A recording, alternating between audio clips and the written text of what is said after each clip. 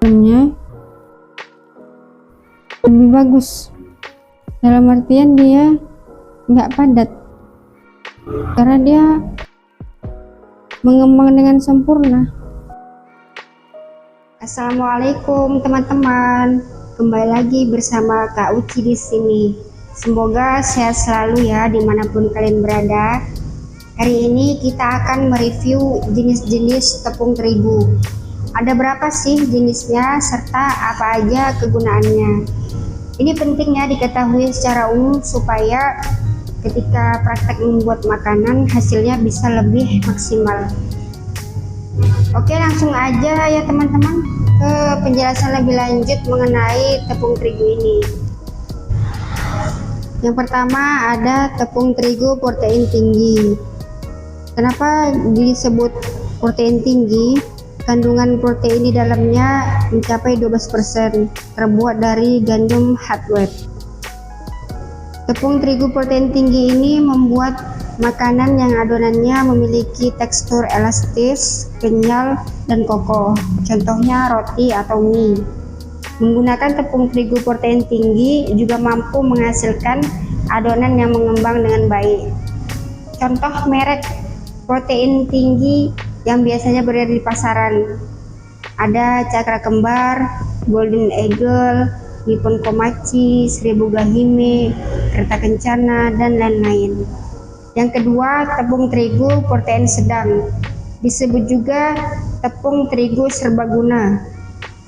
Jadi jika teman-teman melihat resep makanan ada tulisan tepung serbaguna, berarti menggunakan tepung terigu protein sedang.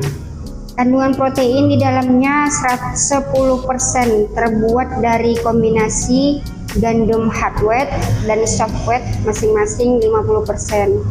Makanan yang menggunakan tepung terigu protein sedang adalah martabak, bolu, dan cake.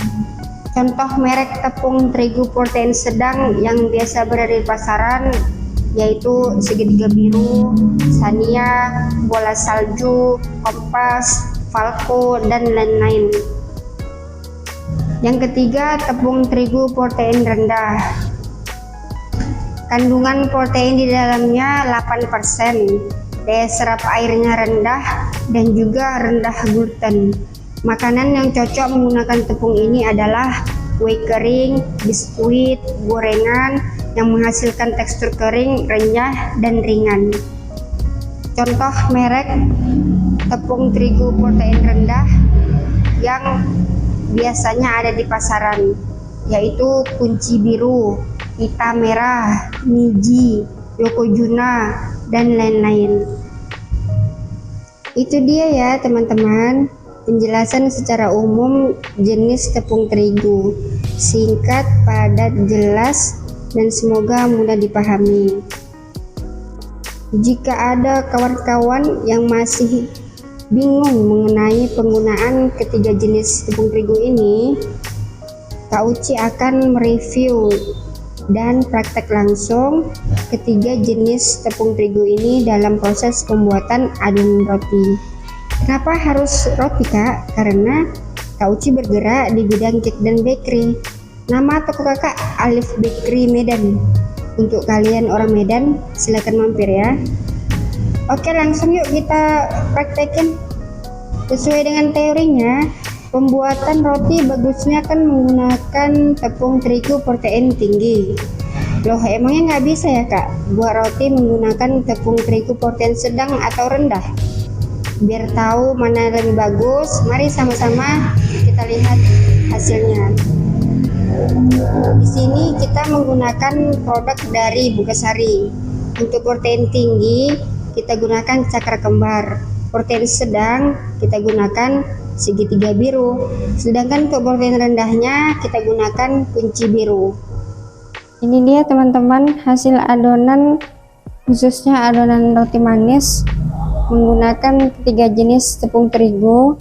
Yang pertama tepung terigu protein tinggi ada Cakra Kembar, yang kedua protein sedang segitiga biru, dan yang terakhir protein rendah itu Kunci Biru. Nah, ini sudah kita susun sesuai dengan jenis tepungnya.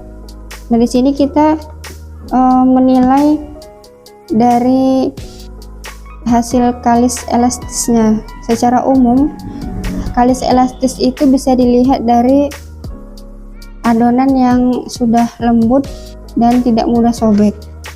Langsung saja kita lihat hasilnya. Nah, ini kita lihat menggunakan terigu protein rendah, sama sekali tidak elastis, ya kan? Ini sama-sama menggunakan tepung sebanyak 200 gram. Yang protein rendah 200 gram, protein sedang 200 gram, protein tinggi juga 200 gram. Kemudian jumlah airnya juga sama, masing-masing 60 gram. Dan waktu ngadonnya juga sama, masing-masing 15 menit. Untuk bahan-bahan yang lainnya juga ada bahan tambahannya yang bisa dilihat langsung di deskripsi video kita selanjutnya. Nah, setelah kita lihat hasil dari tepung terigu protein rendahnya, langsung kita beralih ke protein sedang. Nah, ini dia hasilnya lumayan ya, lumayan kalis, bisa dilihat dia lembut, terus nggak gampang sobek juga, menggunakan protein sedang. Ini semua sama ya, ini protein rendah, ini protein sedang. Nah, yang terakhir protein tinggi. Kita lihat hasilnya. Ini jauh lebih bagus dari terigu protein rendah dan juga terigu protein sedang. Lembut dan juga gak gampang sobek, sampai tipis sekali juga gak sobek-sobek.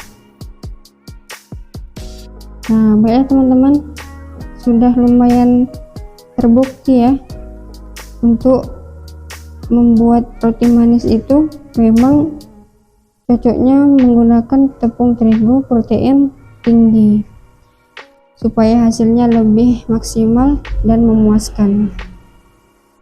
Selanjutnya langsung kita lihat ke hasil panggangan. Ini dia hasil panggangan, hasil akhirnya. Roti manis menggunakan ketiga bahan tepung terigu yang kita sebutkan tadi. Ini menggunakan cakra kembar, yaitu tepung terigu protein tinggi. Yang ini segitiga biru, tepung terigu protein sedang atau tepung serbaguna. Yang terakhir ini menggunakan tepung terigu kunci biru, yaitu tepung terigu protein rendah. Langsung saja kita lihat hasilnya. Untuk yang protein rendah itu hasil roti manisnya begini, teksturnya keras, kering, dan garing. Nah, kita lihat dalamnya tuh seperti ini. Berarti kan kurang cocok gitu ya untuk diaplikasikan untuk pembuatan roti manis. Nah, kemudian ini tepung segitiga biru atau tepung terigu protein sedang atau tepung serbaguna.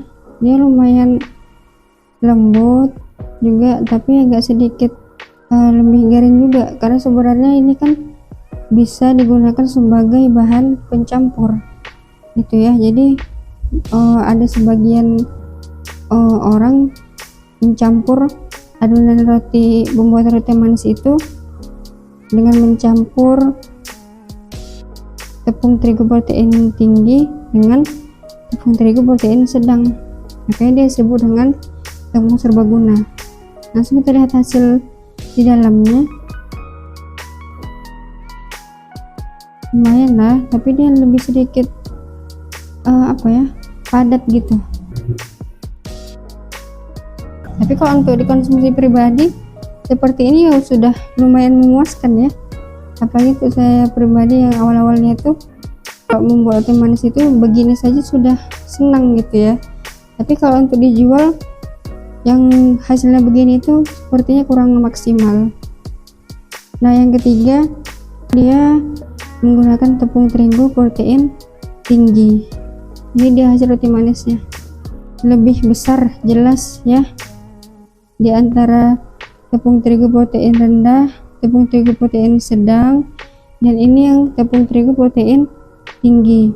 Bisa dilihat ya, jelas nampak perbedaan di antara ketiganya. Ini lebih besar, lebih lembut, dan lebih ngembang tentunya. Lihat hasil dalamnya lebih bagus, dalam artian dia nggak padat karena dia mengembang dengan sempurna. Ketika adonan sudah dikatakan kalis elastis, maka hasil panggangannya juga akan bagus, asalkan nggak overproofing ya. Jadi begitu ya teman-teman, sudah bisa dilihat secara jelas perbedaan ketiga jenis tepung terigu yang tadi telah kita sebutkan. Jadi untuk roti manis, pembuatan roti manis itu memang lebih cocok menggunakan tepung terigu protein tinggi supaya hasilnya lebih maksimal dan memuaskan. Sekian sharing kita hari ini. Terima kasih sudah mengikuti dari awal hingga akhir. Semoga bermanfaat untuk diterapkan di kehidupan sehari-hari teman-teman semuanya. Jangan lupa like dan subscribe video kita untuk mengetahui update video terbaru dari kita.